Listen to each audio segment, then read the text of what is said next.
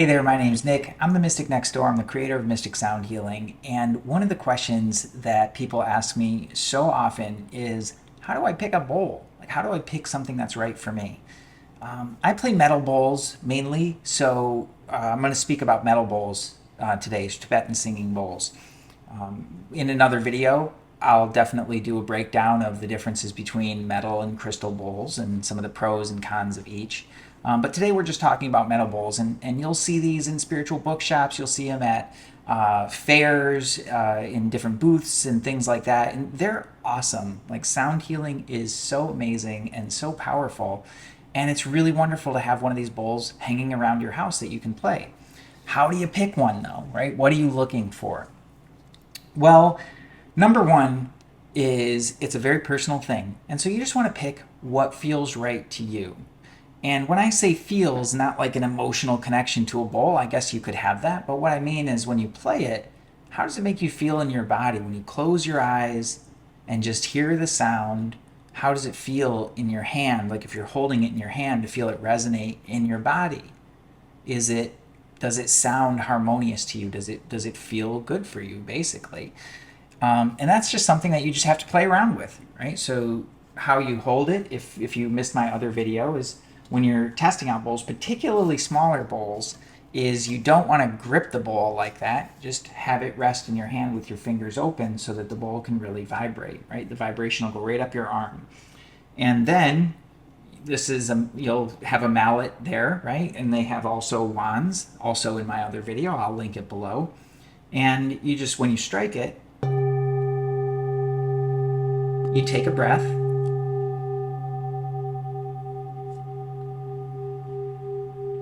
And try to relax your body to see where you feel the vibration. Like, where do you feel it? Because they'll tell you, people will be really apt to tell you, you should feel it here, you should feel it there. But it's really personal, right? So you want to actually experience that for yourself, because what they're saying is for the throat might actually resonate in your heart a little bit more, or a little lower in your system, okay? And there's nothing wrong with that, and there's nothing wrong with you, right? It's just different bowls do different things.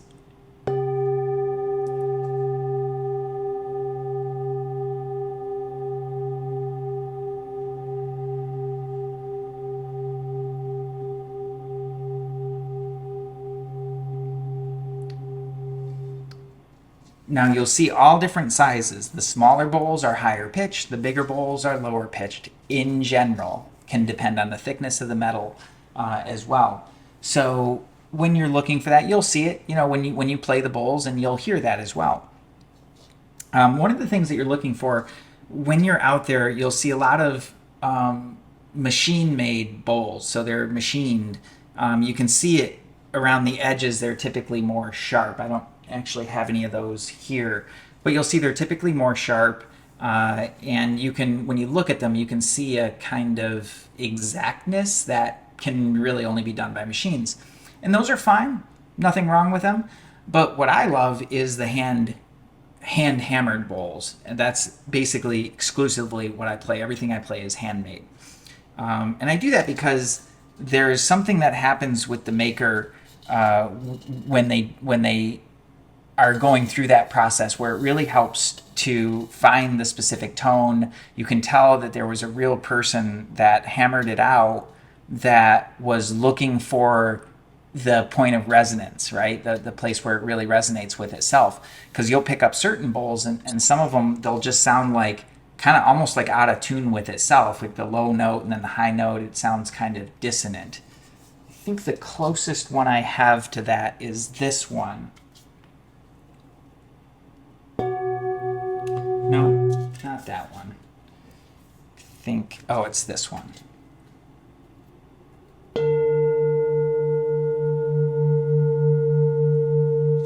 But not really. Oh, no, I do. Hang on. Oh, no, I don't. Oh, yes, I do. Yes, I do. I forgot I had this right here. So, okay, here's a great example.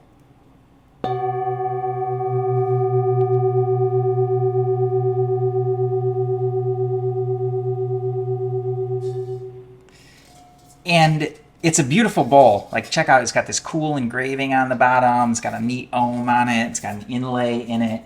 It's a really beautiful bowl. But for whatever reason, I bought it as a match set, and this one it just never really resonated. And even when I try to make it sing, it never really seems to quite like really sing nicely. But that's a great example of a bowl that's a little bit out of tune with itself, and it worked for a while with my collection, and then it sort of made its way out. And now you don't have to have a million bowls.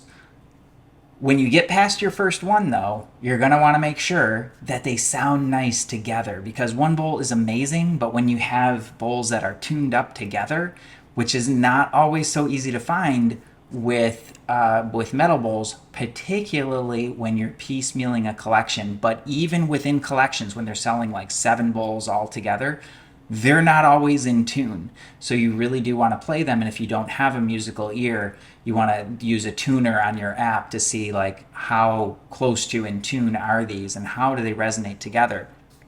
Because when you have dissonance within your set of bowls, it basically takes the vibration and it doesn't ruin it, but it kind of tamps it down so things don't resonate as freely. Sometimes that can be kind of good musically, but other times, particularly for cleansing, it's not always that great. So here's a great example of this bowl. Oops, put that one down. That bowl plays beautifully with this one.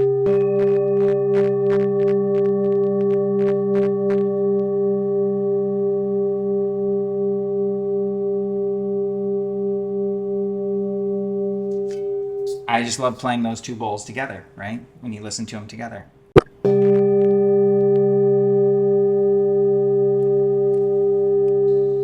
But that's not always easy to do. So what you can do is actually, if you keep a little thing on your phone, like a little note or something like that, if you have a bowl, note what frequency it is and what note it is. And then, like I said, they have these little free tuner apps on the phone. They're like, man, back in the day as a musician, we used to pay like hundreds of dollars for these these tuner apps, and they have ones now that do all of that and 100 other things for like $3. So you get one of those little tuner apps, and then you make a note of like, oh, I have this bowl. This is kind of like a C, this bowl, and this bowl is a G. So if you kind of know the frequencies, then you can get in the ballpark, because you usually, unless you're specifically looking for bowls, you don't usually have the one, or you're at a place and you're like, oh my gosh, they have bowls. And then you're playing the bowls trying to remember like, oh, which one do I have? Do I have that exact same tone? Do I need another one? Are those two going to clash together? If you have the tone and the frequency, you can at least get in the ballpark. When I bought this one, I knew I was buying bowls, so I went in and with some of my other ones and found the ones that really worked well together, like that one. These two work really nicely together.